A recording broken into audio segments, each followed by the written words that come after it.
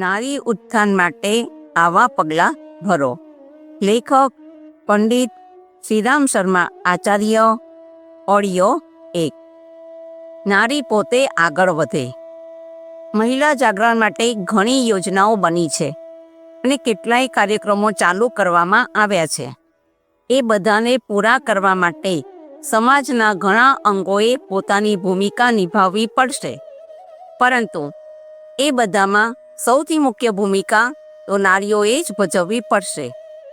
નારીના ખોવાયેલા ગૌરવને અને છીનવાયેલા અધિકારોને ગમે તે રીતે પાછા લાવવાના છે. એ માટે નારીએ પોતાની અંદર ક્ષમતાનો વિકાસ કરવો પડશે. એ માટે પ્રયાસ કરવામાં નારીને તેનો સંકોચ જ અટકાવે છે. એ સંકોચ 2 પ્રકારનો છે. એક તો અત્યાર સુધી જે ઘરેડમાં તે જીવી છે તે ગમે તેટલો દુઃખદાયક હોય છતાં પણ તેની આદતમાં વણાઈ ગયો છે. તે એમાંથી બહાર નીકળી શકતી નથી. બીજો સંકોચ સમાજને જોઈને પેદા થાય છે. એને એમ લાગે છે કે આટલા લાંબા સમય સુધી સમાજમાં જે વિકૃતિઓ ઘર કરી ગઈ છે તે કઈ રીતે દૂર થશે? નારીના અધિકારોને કોણ સ્વીકારશે? તેને સમાન દરજ્જો આપવાનું કોને ગમશે? આ બંને પ્રકારનો ખચકાટ ભ્રમ ભરેલો છે. દરેક નારીએ અને તેના હિતેચ્છુઓએ તેને મનમાંથી કાઢી નાખવો જોઈએ. નારી ચેતનારૂપ છે. તે ગમે તેવું પરિવર્તન કરવામાં સક્ષમ છે. એના માટે આ દૈનિક ક્રમ છે. દીકરી આજે ઘર છોડે છે અને કાલે વહુ બનીને એકદમ નવા વાતાવરણમાં સાવ નવો જીવનક્રમ અપનાવે છે. એ બંને પ્રકારના ક્રમમાં જમીન આસમાન જેટલો તફાવત હોય છે. એમ છતાં તે તેને સહજ રીતે નિભાવી લે છે. કર્તવ્ય પ્રમાણે પોતાને ઢાળી લેવાની અદ્ભુત ક્ષમતા તેનામાં જન્મથી જ હોય છે. પરિવારમાં નારીની ભૂમિકા. પરિવારના નિર્માણ અને વિકાસમાં નર કરતાં નારીની ભૂમિકા 1000 ગણી વધારે મહત્વની અને પ્રભાવશાળી હોય છે. આમ તો નારીનો પ્રભાવ દરેક ક્ષેત્રમાં છે. એમ છતાં પરિવારને નારીના સહયોગ વગર સારી રીતે ચલાવી શકાતો નથી. અહીં નારીનો અર્થ માત્ર પત્ની જ નથી. કુટુંબમાં નારીની અનેક ભૂમિકાઓ હોય છે. દાદી, કાકી, માતા, ફોઈ, બહેન, પુત્રી, ભાભી, નણંદ વગેરે અનેક સ્વરૂપે તે પરિવારને પ્રભાવિત કરે છે. તે જ્યાં રહે છે ત્યાંના વાતાવરણને પ્રભાવિત કર્યા વગર તે રહેતી નથી. પત્નીના રૂપમાં તે પતિના સહયોગથી કુટુંબનું નિર્માણ અને વિકાસ કરે છે. જો પતિ ન હોય તો પણ તે પોતાની ભૂમિકા નિભાવીને પોતાના વિકસિત વ્યક્તિત્વ દ્વારા પરિવારની ઉન્નતિ સારી રીતે કરી શકે છે. પુરુષ એકલો એવું કરી શકતો નથી. નારી પરિવારની રચના, પોષણ અને સુધારણા કરવામાં સમર્થ છે. તેને બ્રહ્મા, વિષ્ણુ અને મહેશની સંયુક્ત શક્તિ કહી શકાય. ગૃહલક્ષ્મી એને કહેવાય કે જે પોતાના સ્વભાવથી, મધુરતા અને સદ્ભાવથી અશાંત લોકોને ધીરજ આપે તથા તેમના જીવનમાં સ્મિત વેરે. આનો પ્રભાવ બીજા લોકો પર પણ પડે છે. ચંદનની પાસે ઉગેલા છોડ પણ સુગંધિત બની જાય છે. સંસ્કારી ગૃહિણી છીછરા અને અસંસ્કારી લોકો વચ્ચે રહીને પોતાના પ્રભાવથી તેમને શ્રેષ્ઠ બનાવે છે. તે સ્નેહ, સૌજન્ય, સહયોગ તથા સહકારના એવા બીજ વાવે છે કે જે આગળ જતા કુટુંબ માટે કલ્પવૃક્ષનું રૂપ ધારણ કરે છે. એવા પરિવારો પોતાના સદ્ગુણોના કારણે ભૌતિક તથા આત્મિક એમ બંને ક્ષેત્રોમાં આગળ વધે છે. પરિવાર નિર્માણની આટલી મોટી જવાબદારી નિભાવવા માટે તેણે પોતાની શારીરિક તથા માનસિક શક્તિઓનો પૂરતો વિકાસ કરવો જોઈએ. સ્વાસ્થ્ય રક્ષણના નિયમો બધા જાણે છે. બધાને ખબર છે કે જીભના ચટાકા, વાસનાત્મક અસંયમ, અનિયમિતતા, અસ્તવ્યસ્ત દિનચર્યા, માનસિક તણાવ વગેરે સ્વાસ્થ્યની બરબાદીના મુખ્ય કારણો છે. આળસ, પ્રમાદ અને અસ્વચ્છતાથી જો દૂર રહેવામાં આવે તો ઉત્સાહવર્ધક વાતાવરણ બની જશે. જો આહાર વિહારમાં સતર્કતા અને સુવ્યવસ્થા રાખવામાં આવે તો ગરીબીમાં પણ સ્વાસ્થ્ય સારું રાખી શકાય છે. પુરુષોની ખાવા તથા સૂવામાં અનિયમિતતાના કારણે સ્ત્રીઓનો ઘણો સમય બરબાદ થાય છે. તે સારી રીતે આરામ કરી શકતી નથી કે શિક્ષણ, મનોરંજન વગેરે માટે સમય પણ કાઢી શકતી નથી. પરિવારના દરેક સભ્યની દિનચર્યા વ્યવસ્થિત બને અને કોઈના લીધે બીજાને તકલીફ ન સહેવી પડે એવો પ્રયત્ન દરેકે કરવો જોઈએ. જો આટલું થઈ શકે તો સ્ત્રીઓ પોતાના સ્વાસ્થ્યનું રક્ષણ કરી શકશે અને માનસિક વિકાસ માટે તેમને પૂરતો સમય પણ મળી રહેશે. માનસિક વિકાસ માટે શિક્ષણની ખાસ જરૂર છે. સ્ત્રીઓ અને એમના હિતેચ્છુઓએ વસ્ત્ર, આભૂષણ, આનંદ પ્રમોદ વગેરે કરતાં શિક્ષણને વધારે મહત્ત્વ આપવું જોઈએ. વિદ્યાથી વધારે મોટી કોઈ સંપત્તિ નથી. અભણ લોકોની તુલના પશુઓ સાથે કરવામાં આવે છે. એ વાત સાચી પણ છે. અભણ લોકોનું જ્ઞાન ખૂબ સીમિત હોય છે. શિક્ષિત લોકોને સાહિત્ય દ્વારા દુનિયાના વિદ્વાનોના ખૂબ મહત્વપૂર્ણ જ્ઞાનનો લાભ મળે છે. એ જ્ઞાનરૂપી સંપત્તિના આધારે માણસ કલ્પના બહારની ઉન્નતિ કરી શકે છે. અભણ લોકો જીવનના કોઈ પણ ક્ષેત્રમાં મહત્વપૂર્ણ સફળતા મેળવી શકતા નથી. તેથી જેઓ પોતાનું ભવિષ્ય સારું બનાવવા ઈચ્છતા હોય તેમણે સુશિક્ષિત બનવા પ્રખર પ્રયત્નો કરવા જોઈએ. મહિલાઓ શિક્ષિત બને. નિરક્ષર મહિલાઓએ સાક્ષર બનવા પ્રયત્ન કરવો જોઈએ અને ભણેલી સ્ત્રીઓએ પોતાનું જ્ઞાન વધારવા માટે શ્રેષ્ઠ સાહિત્યનો નિયમિત રીતે અભ્યાસ કરવો જોઈએ. માત્ર શાળાકીય પરીક્ષાઓ પાસ કરી લેવાથી શિક્ષણનો ઉદ્દેશ્ય પૂરો થતો નથી. વ્યક્તિ, સમાજ અને જીવન સંબંધની અનેક સમસ્યાઓનું સમાધાન થાય તેવું સાહિત્ય વાંચવું જોઈએ. એવા પુસ્તકાલયોની સ્થાપના દરેક જગ્યાએ થવી જોઈએ જેમાં મહિલાઓની સમસ્યાઓનું સમાધાન કરતું સાહિત્ય પૂરતા પ્રમાણમાં હોય. તે ક્ષેત્રની શિક્ષિત મહિલાઓની જ્ઞાનની ભૂખને શાંત કરે એવું હોવું જોઈએ. નારી દેવી છે. તેણે પોતાના વ્યક્તિત્વનો સર્વાંગી વિકાસ કરવા માટે આત્મનિર્ભર બનીને બીજાઓના સહકારની આશા રાખ્યા વગર આગળ વધવું જોઈએ. જો તે પોતે પ્રયત્ન કરશે તો બીજા લોકો પણ તેને મદદ કરશે.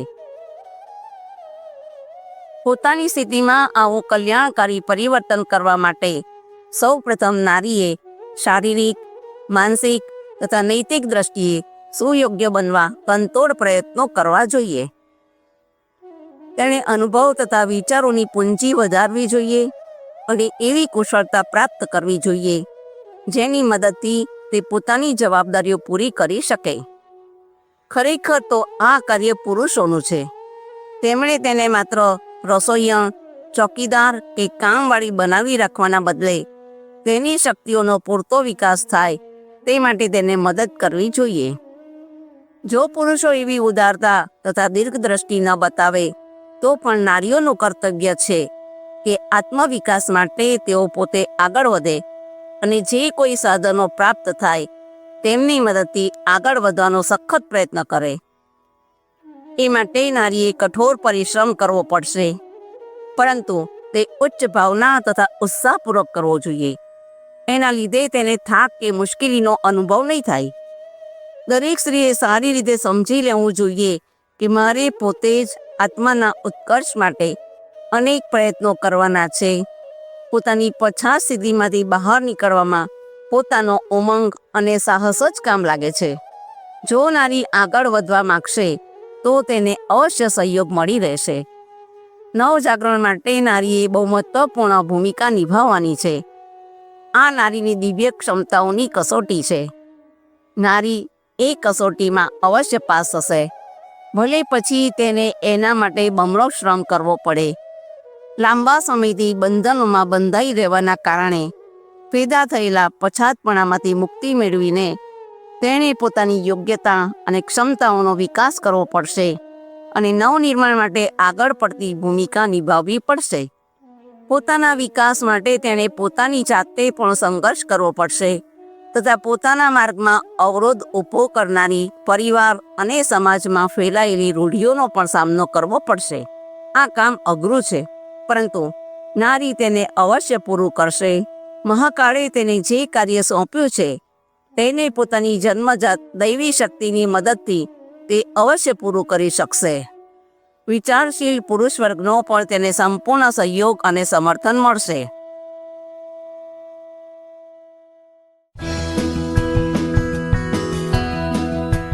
નારી નારી ઉત્થાન માટે આવા પગલાં ભરો. લેખક પંડિત શ્રીરામ શર્મા આચાર્ય. ઓડિયો 2. આત્મનિર્માણ તથા પરિવાર નિર્માણ એક સાથે. એવું ના વિચારવું જોઈએ કે નારી જ્યારે આત્મનિર્માણનું કાર્ય પૂરું કરી લેશે ત્યાર પછી જ પરિવાર તથા સમાજના નિર્માણમાં મદદ કરી શકશે. આવું વિચારવું તે ભૂલ છે. આ બંને કાર્યો એકબીજાના પૂરક છે અને એક સાથે જ પૂરા થતા રહેશે. જ્ઞાનના વિકાસની સાથે નારીના સુધારનું કાર્ય પણ હાથ ધરવું જોઈએ. એવું જરૂરી નથી કે બહુ મોટા રૂપમાં શરૂઆત કરવામાં આવે. સ્વરૂપ ભલે નાનું હોય પરંતુ તેની શરૂઆત તો કરી જ દેવી જોઈએ. નાનો મોટો સુધારો તો પોતાના જ ઘરમાં ખૂબ સરળતાથી શરૂ કરી શકાય છે. તે કાર્ય નાનું દેખાય છતાં પણ તેને પરિવર્તનનો શુભારંભ કહી શકાય. ભવિષ્યમાં તે મોટા કાર્યો માટે પ્રેરણાપ્રદ સાબિત થઈ શકે છે. પરિવારમાં છોકરા અને છોકરીઓ વચ્ચે રાખવામાં આવતો ભેદભાવ તરત જ દૂર કરવો જોઈએ. લિંગભેદના કારણે કોઈને સન્માન મળે અને બીજાનો તિરસ્કાર થાય એવું ન બનવું જોઈએ. છોકરાઓએ છોકરીઓને તુચ્છ ન માનવી જોઈએ અને છોકરીઓએ પણ પોતાને હીન ન ગણવી જોઈએ. બીજાઓને પણ એવી પ્રેરણા આપતા રહેવું જોઈએ. તેમના શિક્ષણ, ભોજન, સન્માન, પ્રેમ વગેરેમાં કોઈ પણ પ્રકારનું અંતર ન રાખવું જોઈએ. છોકરાઓ કમાઈને ખવડાવશે અને વંશને આગળ વધારશે, જ્યારે છોકરીઓ તો પારકું ધન છે એવી બુદ્ધિ રાખીને સંતાનોમાં ભેદભાવ ન રાખવો જોઈએ. એવા લોકો માતા પિતા કહેવડાવવાને યોગ્ય નથી. તેમનામાં સહજ વાત્સલ્યનો ઉદય થયો નથી. આપણે આપણા મનમાંથી આવા ભેદભાવને દૂર કરી દેવો જોઈએ. પુત્ર જન્મથી આનંદ અને પુત્રીના જન્મથી શોક થાય તે માનવતાના નામ પર લાગેલું કલંક છે. નર અને નારીની અસમાનતા દૂર કરવાની શરૂઆત પોતાના ઘરથી જ કરવી જોઈએ. જો સ્ત્રીઓ પુત્ર પુત્રી વચ્ચે ભેદભાવ નહીં રાખે તો પુરુષો પણ એ પ્રમાણે કરશે. લાજ કાઢવાની પ્રથાનો અંત લાવો. લાજ કાઢવાની પ્રથાને દૂર કરવી જ પડશે. આ કામ સ્ત્રીઓએ પોતે જ કરવું જોઈએ. સાસુએ પોતાની પુત્રવધૂને બેટા કહીને બોલાવવી જોઈએ અને તેને કહેવું જોઈએ કે તું પણ આ કુટુંબની જ એક સભ્ય છે. બહારના દુષ્ટ તથા દુરાચારી લોકોની લાજ કાઢવામાં આવે તે બરાબર છે, પરંતુ પોતાના જ સ્વજનોની લાજ કાઢવી યોગ્ય નથી. એ ઘરમાં પેદા થયેલા બીજા લોકોની જેમ જ તેણે પણ ખુલ્લા વાતાવરણમાં જીવવું જોઈએ. વડીલોની સામે માથું ઢાંકવા જેવા સામાન્ય શિષ્ટાચારનો વાંધો નથી, પણ ઘૂંઘટ તાણીને લાજ કાઢવી નકામી છે. તેના લીધે પરસ્પર વાર્તાલાપ ઉપર પણ પ્રતિબંધ લાગી જાય છે. નારીએ નારી પર લાજ કાઢવા માટે દબાણ ન કરવું જોઈએ કે એ માટે પ્રોત્સાહન પણ ન આપવું જોઈએ. કુટુંબની મહિલાઓએ હળી મળીને આ કુરિવાજને દૂર કરવો જોઈએ. વિચારશીલ પુરુષોને પણ એ માટે સંમત કરવા જોઈએ. એમ કરવાથી આ કુરિવાજ સહજ રીતે દૂર થઈ જશે. ઘરેણાનો મોહ ઓછો કરો. ઘરેણાં તદ્દન બિનજરૂરી છે. એમાં ખોટી રીતે પૈસા રોકાઈ રહે છે. સોના ચાંદીમાં ભેળસેળ, જારણ, મીનો, ઘડાઈ, ઘસારો વગેરેના કારણે ઘરેણાંની કિંમત અડધી થઈ જાય છે. જો એટલા પૈસા બેંકમાં મૂકવામાં આવે તો વ્યાજના કારણે તે વધતા જશે, જ્યારે ઘરેણાંમાં રોકેલા પૈસા ઘટતા જાય છે. ઘરેણાંના કારણે ચોરી, ઈર્ષા, અહંકાર, આડંબર, હરીફાઈ વગેરે અનેક પ્રકારની હાનિ થતી રહે છે. દેશની અર્થવ્યવસ્થા પર એની ખરાબ અસર પડે છે. જ્યાં ઘરેણાં પહેરવામાં આવે તે અંગોની ચામડી સખત થઈ જાય છે અને ત્યાં રોગના જંતુઓ અડ્ડો જમાવે છે. નાક અને કાન વિંધાવીને ઘરેણાં પહેરવા તે અસભ્ય સમયમાં પ્રચલિત થયેલો રિવાજ છે. નાકના ઘરેણાના કારણે તેની સફાઈમાં તકલીફ પડે છે અને તેની સાથે ચોંટી ગયેલો મેલ દુર્ગંધ મારે છે. શ્વાસની સાથે તે દુર્ગંધ ફેફસામાં પહોંચે છે અને રોગ પેદા કરે છે. ઘરેણાંનો રિવાજ દૂર કરવા માટે આપણા મનમાં ઉત્સાહ પેદા કરવો જોઈએ. એ પૈસાને બચત યોજનાઓમાં રોકીને આર્થિક પ્રગતિના દ્વાર ખોલવા જોઈએ. ફેશનના નામે ખર્ચાળ બેહુદી પ્રથા આજકાલ વધી રહી છે. અમીરો, ઓડાઓ અને શોખીન લોકોની નકલ કરવા માટે ગરીબો પણ આતુર થઈ જાય છે. એનાથી પૈસા અને સમયની બરબાદી તો થાય છે, પરંતુ સાથે સાથે અયોગ્ય સાજ શણગારના કારણે શૃંગારિક અશ્લીલતા પણ વધે છે અને ચરિત્ર પર તેની ખરાબ અસર થાય છે. ભડકીલી સજાવટ મનુષ્યના છીછરાપણાની તથા બાલિશતાની નિશાની છે. તેનાથી બાહ્ય આકર્ષણ ભલે વધે, પરંતુ સન્માન વધતું નથી. આપણે સાદગી, શાલીનતા અને સજ્જનતાને અપનાવવા જોઈએ. આપણી સંસ્કૃતિ પ્રમાણે બિનજરૂરી સજધજથી દૂર રહેવું જોઈએ. જે લોકો ખોટી સજધજ કરતા હોય તેમને નિરુત્સાહિત કરવા જોઈએ. ઘરમાં ધાર્મિક વાતાવરણ બનાવો. પરિવાર નિર્માણના કેટલાક સૂત્રોની ટૂંકી જાણકારી આપી દીધી છે. હવે એનાથી આગળની બાબત એ છે કે ઘરમાં આસ્તિકતા, ધાર્મિકતા અને આધ્યાત્મિકતાનું વાતાવરણ બનાવવું જોઈએ. નાસ્તિકતા મનુષ્યને ઉદ્ધત અને મર્યાદાહીન બનાવી દે છે. કર્મફળ, પરલોક, ઈશ્વરીય ન્યાય વગેરેનો સ્વીકાર ન કરવાને કારણે મનોવૃત્તિ હલકી બની જાય છે અને માણસ ગમે ત્યારે ક્રૂર કર્મ કરવા માટે તૈયાર થઈ જાય છે. મનુષ્યને નર પશુ અને નર પિશાચ બનતો અટકાવવામાં સાચા ઈશ્વર વિશ્વાસથી શ્રેષ્ઠ બીજો કોઈ ઉપાય નથી. આપણા ઘરોમાં પૂજા ઉપાસનાનું વાતાવરણ બનાવવું જોઈએ. પરિવારના બધા સભ્યો સવારે નિત્ય કર્મથી પરવારીને ઉપાસના માટે એક સાથે બેસે તો વધારે સારું. ગાયત્રી મંત્રના જપ અને ઉગતા સૂર્યના દિવ્ય કિરણો પોતાના શરીર, મન અને અંતઃકરણમાં પ્રવેશવાનું ધ્યાન કરો.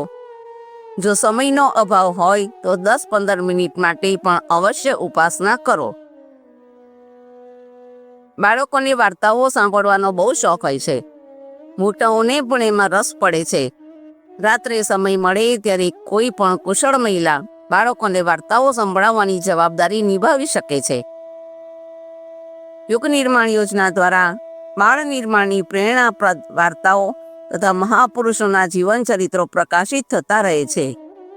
એ વાંચીને તેમાંથી ઉપયોગી અંશ રસ પડે તે રીતે કહી શકાય. વાર્તા સાંભળનારના સ્તરને અનુરૂપ ટીકા ટિપ્પણી પણ કરતા રહેવું જોઈએ. દિવસે સમય મળે ત્યારે વાર્તા પસંદ કરી રાખવી જોઈએ અને રાત્રે તે સંભળાવતા રહીએ તો આ ક્રમ લાંબા સમય સુધી ચાલતો રહેશે.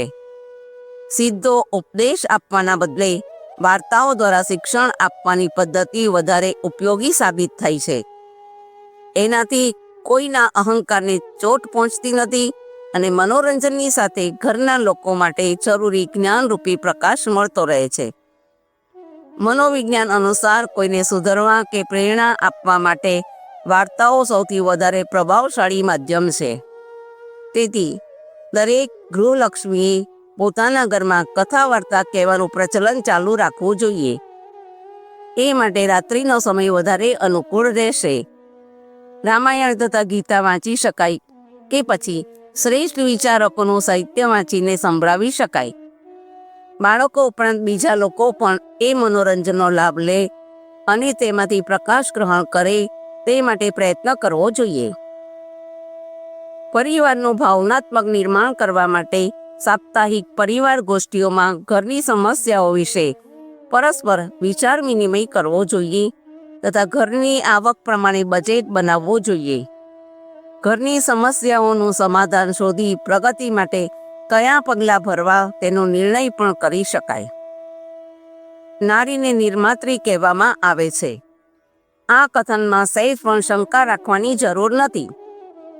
જો તે માત્ર જન્મ આપીને બેસી રહેતી હોય તો તેને જનની જ કહેવાય. પોતાની સાથે રહેતા લોકોના વ્યક્તિત્વનું ઘડતર કરવાની તેનામાં ક્ષમતા છે, એટલે જ તેને નિર્માત્રી કહેવાય છે. નાના નાના કુટુંબો પણ વાસ્તવમાં એક સમાજ, સંગઠન કે રાષ્ટ્ર છે. રાષ્ટ્રની આગવી સમસ્યાઓ અને જરૂરિયાતો હોય છે. એ જ રીતે કુટુંબની પણ સમસ્યાઓ હોય છે અને તેમને ઉકેલવી પડે છે. પરિવારને સુસંસ્કારી અને સુવિકસિત બનાવવા માટે ખૂબ સમજદારી અને યોગ્યતાનો વિકાસ કરવો પડે છે. પરિવાર નિર્માણ માટે પોતે હોમાઈ જવું પડે છે. સમર્પણની દેવી એવી નારી જ આ બધું કરી શકે છે. તેણે આખા પરિવારનું નિર્માણ કરવું પડે છે. આ મહાન જવાબદારી પૂરી કરવા માટે તેણે શિક્ષણ, સ્વાસ્થ્ય તથા સ્વાવલંબન આ ત્રણેય મોરચે આગળ વધવું પડશે. તેણે પોતાના જીવનમાં પ્રવેશી ગયેલા આળસ તથા અવસાદને છોડવા પડશે તથા પ્રગતિ માટે જરૂરી સાધનો એકત્ર કરવા પડશે. ઘરની અવ્યવસ્થા અને અસ્તવ્યસ્તતાને સુધારવા માટે પગલાં ભરવા પડશે. કુટુંબના તમામ સભ્યોએ પોતાની એક ચોક્કસ દિનચર્યા નક્કી કરવી જોઈએ. નિયમિતતા વગર કદાપી પ્રગતિ થઈ શકતી નથી. પ્રચંડ ઉત્સાહ, પ્રબળ પુરુષાર્થ અને પ્રખર દ્રષ્ટિકોણની મદદથી જ આત્માનો ઉત્કર્ષ કરી શકાય છે. શિક્ષણ અને સ્વાવલંબન માટે ઉત્સાહભેર નવા પ્રયત્નો કરવા જોઈએ. શ્રેષ્ઠ પુસ્તકો વાંચવાનો રસ પેદા કરવો જોઈએ અને કુટુંબના સભ્યોના જ્ઞાનને વધારતા રહેવું જોઈએ. મહિલાઓ માટે ફળીએ પ્રૌઢ પાઠશાળાઓ શરૂ કરવી જોઈએ. ઘરની શિક્ષિત વ્યક્તિઓની મદદથી આ ક્રમ શરૂ કરી પહેલ કરવી જોઈએ. છોકરીઓને અવશ્ય શાળાએ મોકલવી જોઈએ. છોકરીના વહેલા લગ્ન કરી દેવાનો કે લગ્નમાં થનારા ખર્ચનો વિચાર કરીને તેના શિક્ષણ માટેના ખર્ચમાં કંજૂસાઈ કરવામાં આવે છે. એના બદલે તે ખર્ચ ઘટાડી કન્યાઓને ઉચ્ચ શિક્ષણ અપાવવું જોઈએ. તો જ તેમનું ભવિષ્ય ઉજ્જવળ બનશે અને તેમનો સ્તર ઊંચો આવશે.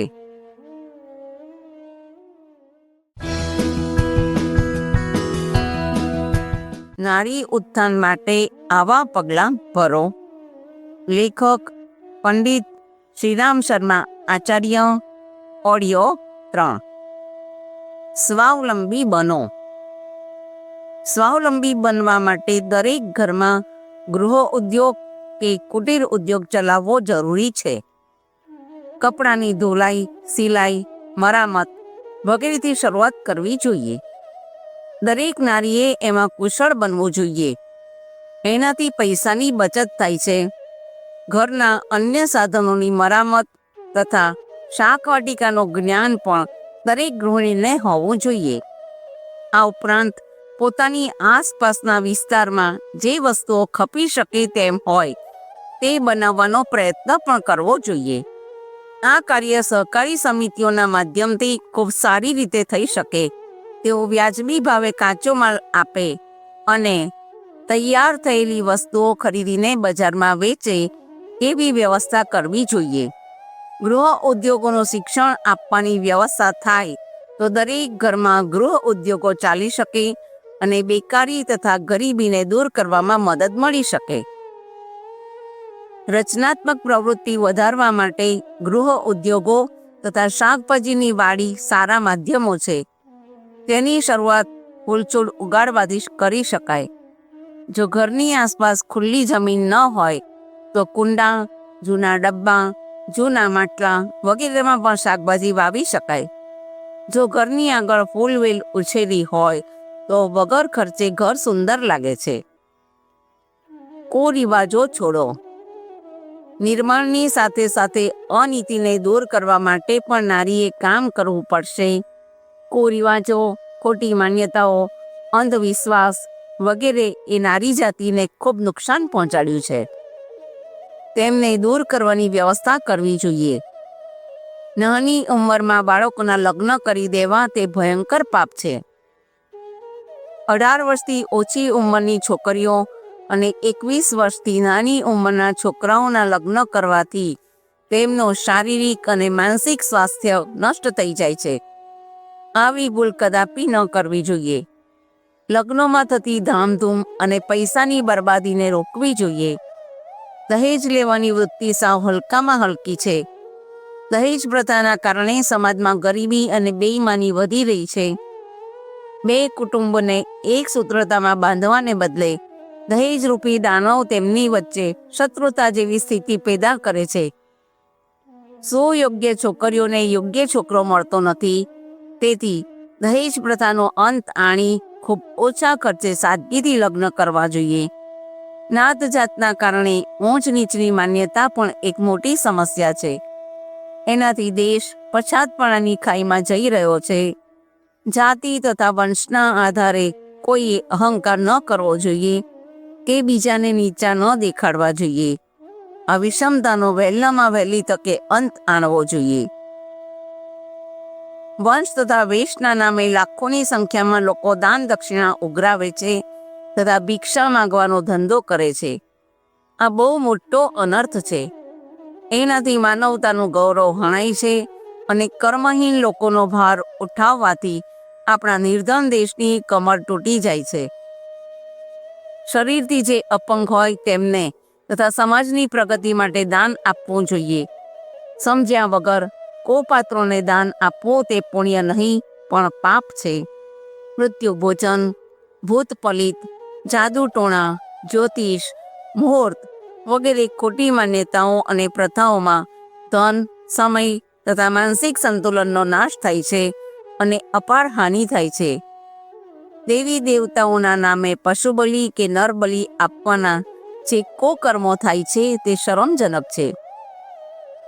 મૂળ માન્યતા સિવાય એમને બીજું કંઈ કહી શકાય નહીં. આ રીતે ખોટી અંધ પરંપરાઓ મોટા ભાગે નારીઓના કારણે જ ચાલતી રહે છે. તેમને નષ્ટ કરવા માટે તેમણે જ પોતાની વિવેક બુદ્ધિ જાગૃત કરવી પડશે. આ નુકસાનકારક પ્રથાઓથી સાહસપૂર્વક પીછો છોડાવવો પડશે. નારી ઉત્કર્ષ જેવું મહાન અભિયાન સંગઠિત પ્રયાસોથી ચાલી શકે છે.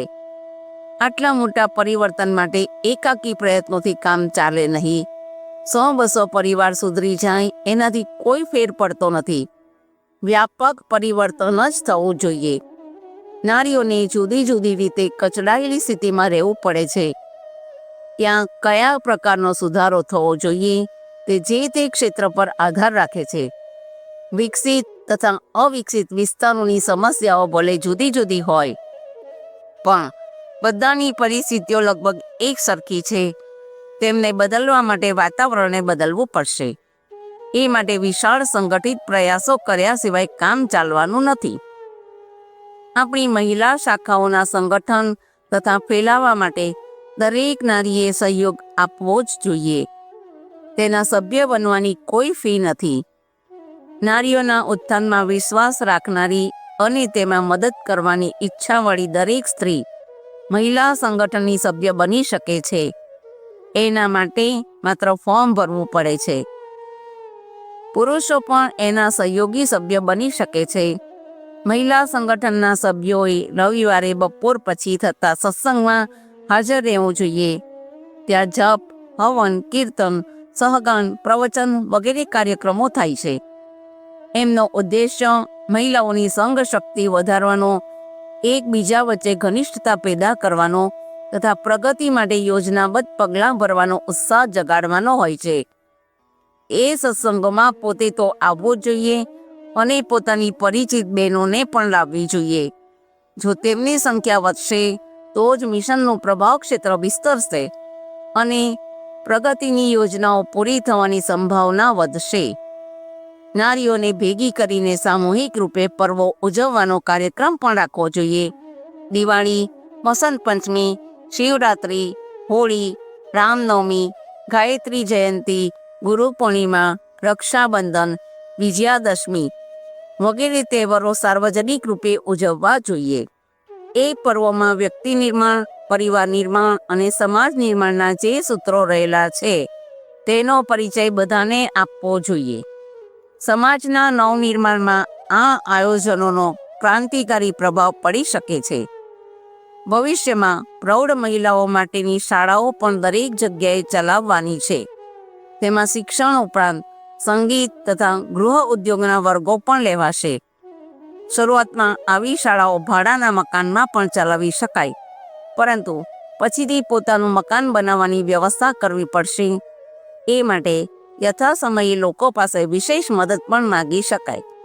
પરંતુ મહિલા મંડળના સભ્યોએ પોતાના ઘરે જ્ઞાન ગઢની સ્થાપના કરવી જોઈએ. એમાં દરરોજ 1 રૂપિયો નાખવો જોઈએ. એ પૈસાને શાખાનું માસિક અંશદાન પણ ગણી શકાય અને તેનાથી મિશનના અનેક પ્રચારાત્મક અને સુધારાત્મક કાર્યો કરી શકાય. નારી જાગરણના આ પવિત્ર સમયમાં દરેક ભાવનાશીલ નારીએ સક્રિય થવું જ જોઈએ. પરિવર્તન માટેનું એક પાસું સંઘર્ષ છે અને બીજું સર્જન છે. આપણે આ બંને મોરચે પોતાની શક્તિનો પરિચય આપવો જોઈએ. નારીઓ જો આટલું સાહસ કરશે તો જ પોતાના તથા સમગ્ર માનવજાતના ઉજ્જવળ ભવિષ્ય માટે નવનિર્માણ થઈ શકશે. જેઓ એકવાર સંકલ્પ કરી લે છે તેઓ હાથ ધરેલા કામને સફળતાના શિખરે પહોંચાડીને જ ચંપે છે. આ કાર્યમાં મહિલાઓએ તો આગળ આવવું જ જોઈએ, પરંતુ પુરુષ વર્ગે પણ પાછળ રહેવાનું નથી. નારીની માતૃશક્તિ એમને પોકારે છે. વિશ્વ નારીએ પોતાના ઉદ્ધાર માટે તેમને રાખડી મોકલી છે. તો શું તેને નિરાશ કરશો? શું પુરુષો પોતાની મહાન ભૂમિકાને ભૂલી જશે? ના, જ્યાં પુરુષાર્થ જીવન છે ત્યાં તરત જ સક્રિયતા જોવા મળશે. અનેક મહિલાઓ પાસે ફુરસદનો સમય હોય છે. સાધનોની પણ કોઈ કમી નથી. જો કમી હોય તો માત્ર પ્રબળ ઈચ્છાની જ છે. જો તેઓ પોતાના આત્માને સમસ્ત નારી જાતિ સાથે જોડાયેલો અનુભવશે તો તેઓ માત્ર પોતાના માટે વિચારવાના બદલે સમગ્ર નારી સમાજ માટે વિચારશે. જો કામ કરવાની પ્રબળ ઈચ્છા હોય તો ઘરની જવાબદારી હોવા છતાં પણ ઘણું કામ કરી શકાય છે. જેમના માથે ઘરની જવાબદારી નથી તેવી પ્રૌઢ સ્ત્રીઓ, વિધવાઓ, ત્યક્તાઓ તથા નિઃસંતાન સ્ત્રીઓ માટે નારી જાગૃતિ અંગે કામ કરવાનો શાનદાર મોકો અને સૌભાગ્યભર્યો અવસર છે. તેઓ નારીઓના ઉત્કર્ષ માટે પોતાનો સમય અને સાધનોનો સદુપયોગ કરીને ખૂબ ગૌરવ, સન્માન અને શાંતિ મેળવી શકે છે. જો કુમારિકાઓ આ અવસરનું મહત્વ સમજી શકે તો પોતાનો ઓછો વધતો સમય આ પુણ્ય કાર્યમાં ખર્ચી પોતાની પ્રતિભાને સાર્થક કરી શકે છે.